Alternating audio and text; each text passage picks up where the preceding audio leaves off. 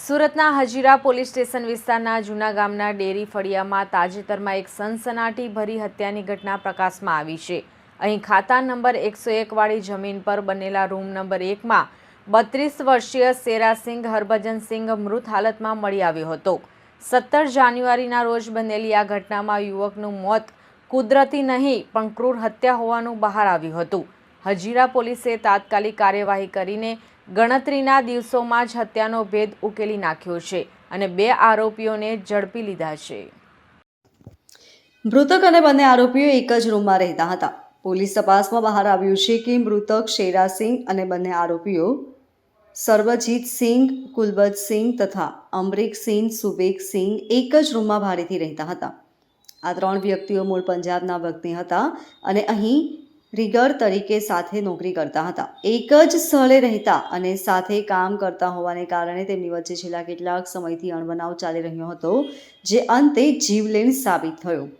હત્યા પાછળનું મુખ્ય કારણ ખૂબ જ નજીવી હતું। આરોપીઓની પૂછપરછમાં જાણવા મળ્યું છે કે મૃતક અને આરોપીઓ વચ્ચે અગાઉથી જ જૂની અદાવત ચાલી રહી હતી। આ અદાવતમાં જમવાનું બનાવવા જેવી સામાન્ય બાબતે થયેલા ઝઘડાએ ઘાતક સ્વરૂપ ધારણ કર્યું હતું। ભોજન રાંધવા બાબતે થયેલી બોલાચાલી બાદ ઉશ્કેરાયેલા બંને મિત્રોએ શેરાસિંહ પર જીવલેણ હુમલો કર્યો હતો। આરોપીએ પહેલા શેરાસિંહને બેરહેમીથી માર માર્યો હતો અને ત્યારબાદ તેનું ગળું દબાવી દીધું હતું।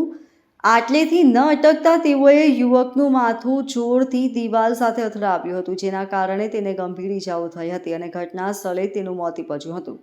હત્યા કર્યા બાદ બંને આરોપીઓ પોલીસની પકડથી બચવા માટે રૂમને તાળું મારીને ફરાર થઈ ગયા હતા।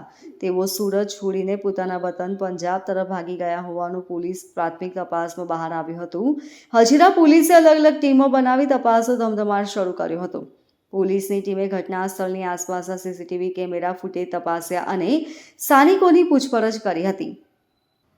સીસીટીવી ફૂટેજ અને ટેકનિકલ સર્વેલન્સની મદદથી પોલીસે શંકાસ્પદ આરોપીઓ પંજાબ તરફ ભાગ્યા હોવાના ચોક્કસ પુરાવા મળ્યા હતા। બાતમીના આધારે પોલીસે પીછો કરીને પંજાબથી બંને હત્યારાઓ સરબતજીતસિંહ અને આમરીકસિંહને દબોચી લીધા હતા। આરોપીઓની પકડ થતાં જ સમગ્ર ગુનાનો પર્દાફાશ થયો હતો।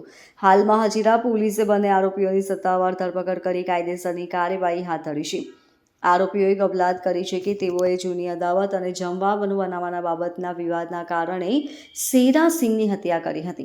પંજાબથી પકડાયેલા બંને શખ્સોને સુરત લાવવામાં આવ્યા છે અને તેમની સામે સંબંધિત કલમો હેઠળ ગુનો દાખલ કરી તપાસ શરૂ કરાઈ છે। હજીરા પોલીસની આ ત્વરિત કામગીરીને કારણે પરપ્રાંતીય શ્રમિકોમાં પણ પોલીસનો ડર અને કાયદાનું શાસન સ્થાપિત થયું હોવાનું જણાય છે। આ કેસમાં પોલીસ હવે એ બાબતની તપાસ કરી રહી છે કે હત્યામાં અન્ય કોઈ હથિયારનો ઉપયોગ થયો હતો કે કેમ। મૃતદેહના પોસ્ટમોર્ટમ રિપોર્ટ અને FSLના પુરાવાઓ એકત્રિત કરવાની પ્રક્રિયા પણ ચાલુ છે। જમવા જેવી સામાન્ય વાતમાં મિત્રએ જ મિત્રની હત્યા કરી નાખતા મૃતક શેરાસિંહના પરિવારમાં શોકનું મોજું ફરી ગયું છે। પોલીસ કમિશનર સર, સુરત શહેર દ્વારા સુરત શહેર વિસ્તારમાં કોઈ પણ પ્રકારની ગુનાહિત પ્રવૃત્તિ થાય તો તે નોંધી કાયદેસરની કાર્યવાહી કરવા સૂચના આપવામાં આવેલ। તે અંતર્ગત ગત રવિવાર તારીખ 17ના રોજ હજીરા પોલીસ સ્ટેશન વિસ્તારમાં આવેલ જૂના ગામમાં ફળિયામાં જે ભાડે આપેલ એક રૂમ હતી તેમાંથી એક ઈસમની મરણ ગયેલ હાલતમાં લાશ મળી આવેલ હતી, જે દ્વારા તાત્કાલિક એડી રજીસ્ટર કરી હજીરા પોલીસ સ્ટેશન દ્વારા આગળની જે PM ને વગેરે કાર્યવાહી હતી તે કરવામાં આવી। જે દરમિયાન જણાઈ આવેલ કે જે મરણ જનાર ઈસમ શેરાસિંહ હરભજનસિંહ રહેવાસી રૂમ નંબર 1 ભાવેશભાઈ પટેલની રૂમમાં ડેરી ફળ્યું તે મરણ જનાર ઈસમ છે અને તેમની સાથે તેઓના વતન પંજાબ ગુરદાસપુરથી અન્ય 2 ઈસમો પણ એ જ રૂમમાં રહેતા હતા અને તેઓની શોધખોળ કરતા મળી ના આવેલ પોલીસને શંકા ગયેલ અને જે મરણ જનાર છે તેઓનું ફોરેન્સિક PM કરાવ્યા બાદ પોલીસે BNSની કલમ 103(1) અને 54 હેઠળ મર્ડરનો ગુનો દાખલ કરી વધુ તપાસ હાથ ધરેલ હતી। આ તપાસની અંદર ગણતરીના દિવસોમાં હજીરા પોલીસ સ્ટેશનની PI તથા તેમની ટીમ દ્વારા હ્યુમન ઇન્ટેલિજન્સ અને ટેકનિકલ સર્વેલન્સથી આરોપીઓને શોધી કાઢવામાં આવેલ છે અને બંને આરોપી આ કેસમાં જે મરણ જનારના રૂમમેટ હતા તેઓની સાથે છેલ્લા 3 મહિનાથી આ રૂમમાં ભાડેથી રહેતા હતા અને તેઓની વચ્ચે અવારનવાર કોઈને કોઈ બાબતે અવારનવાર જે ઝઘડો થતો હતો તેનું મન દુઃખ રાખીને એ લોકોએ તારીખ 17એ પણ મરણ જનાર સાથે મારામારી કરેલ, તેનું ગળું દબાવેલ તથા દિવાલમાં માથું પછાડતા આ જે ઈસમ છે તેનું મૃત્યુ થયેલ હતું. આજે બંને આરોપીઓની હજીરા પોલીસ દ્વારા ધરપકડ કરવામાં આવી છે.